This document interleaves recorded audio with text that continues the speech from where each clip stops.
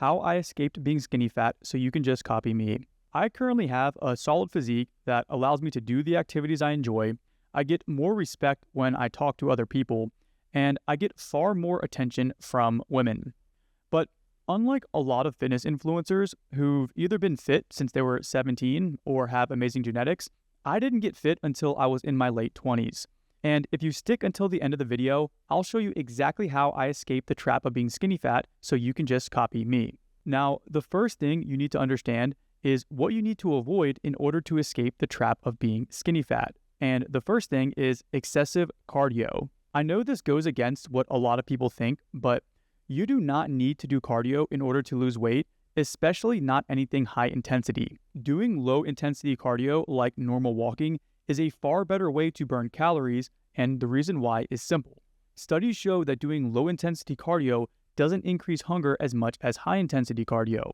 So even though you burn more calories quicker by doing high intensity cardio, you're also more likely to overeat later on in order to make up for it.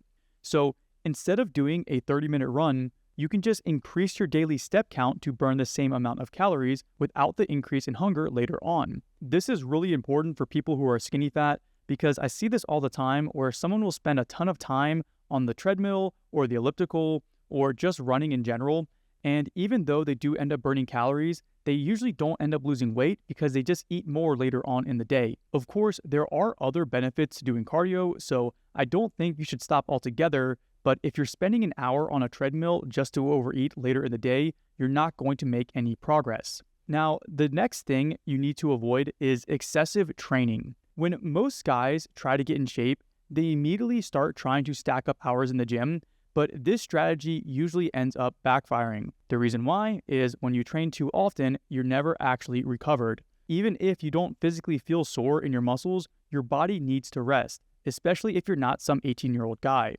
When you overtrain, you make it harder to actually push sets to failure with maximum effort. And if you aren't pushing sets to failure, your muscles aren't going to grow. You might not feel like you're that tired, but when your central nervous system is fried from working out every day of the week, you make it impossible to actually push through plateaus and finally get stronger. The third thing to avoid is nutrition that's too restrictive or too inconsistent. And this is one that's really common. A lot of guys will try to cut way too aggressively while still training and still doing cardio. But even if you're slightly overweight to begin with, your body is going to struggle to build muscle if it's constantly in starvation mode. Yes, you do need to be in a calorie deficit, but it can't be too aggressive. You want to find a nice sustainable pace that's something you can keep up long term instead of trying to completely cut your calories altogether because again, it's going to make it difficult to put on muscle. Now, the other thing guys get wrong with nutrition is eating completely randomly.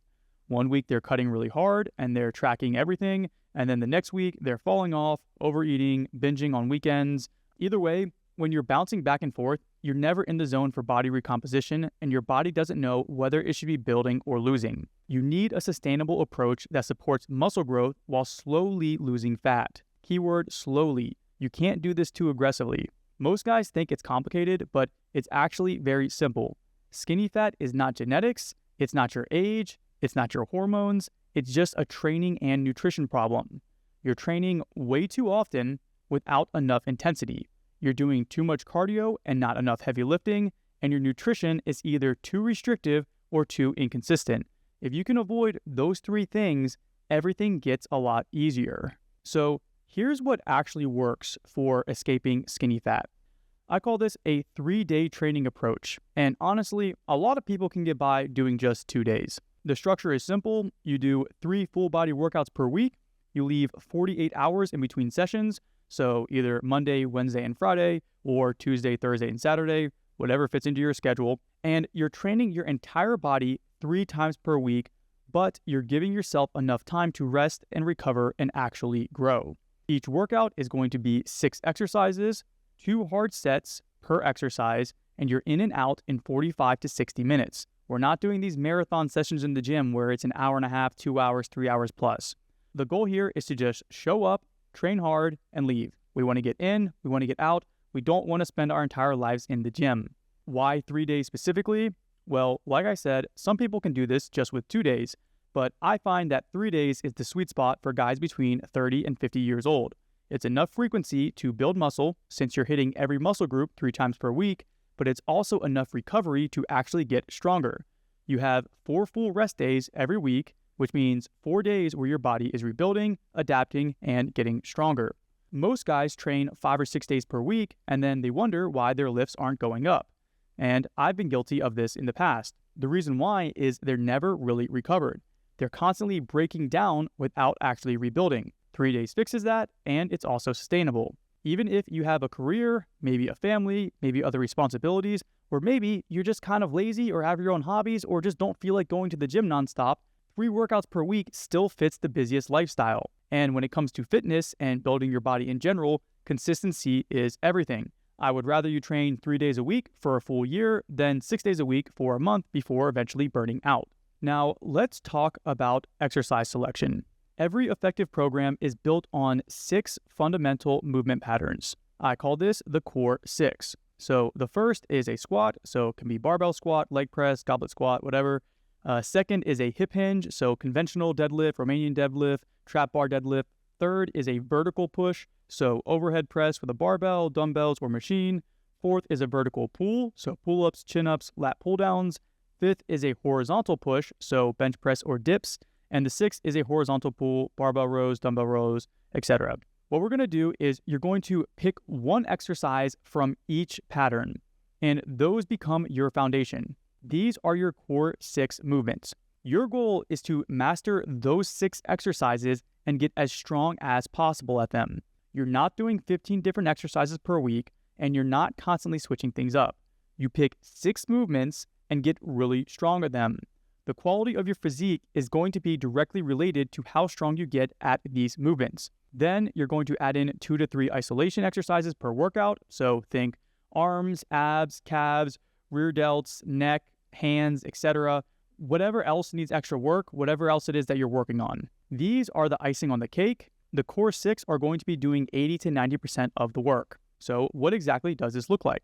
Well, here is an example of what one workout might look like for you.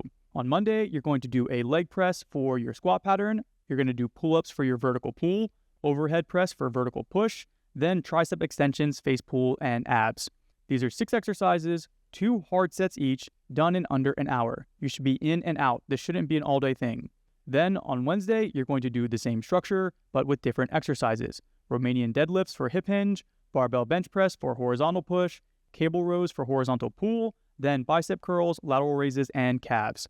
Friday, same thing, rotating through different variations, but the structure stays the same. 6 exercises, 2 hard sets, full body, in and out. This is how you escape skinny fat. Training everything 3 times per week with enough rest to recover. Focusing on getting stronger at a smaller number of exercises instead of doing a million different things. The goal here is to keep it sustainable so you actually stick to it long term. Now, there are 3 steps to train to get the best results. Step 1 is going to be managing your sets. Now, here's why most guys stay skinny fat. It's because they do a ton of sets, but they never push any of them hard enough to where they actually get results. I'll see guys do 4 to 5 sets of an exercise and leave 3 to 4 reps in the tank every single time. Sometimes they're doing this because they're tired. Sometimes they're doing it because they think it's going to result in more growth. And sometimes they're not even aware they're doing this at all. But either way, more volume, doing more sets is not going to equal more growth. What actually builds muscle is the intensity. So how close you push to failure. When you're doing a ton of sets, your effort gets diluted because you're conserving energy just to survive the workout. If you know you have to do 10 sets of something, well then you're obviously not going to go hard on the first 6, right? Because you have to save your energy. So the fix for this is doing fewer sets with maximum effort.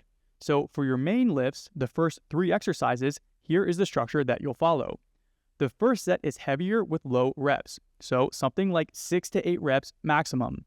The goal is to lift heavy and push close to failure with good form. Again, you don't want to have bad form and end up hurting yourself.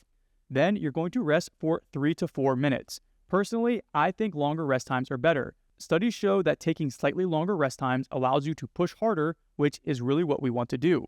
Then, after your first set, you're going to take about 10% off the bar and do a second set with slightly higher reps. So something like 8 to 10 reps. We're still not doing super high reps, but we're going to go slightly higher. It's going to be a lighter load, but you're still pushing close to failure. Now, why does this work?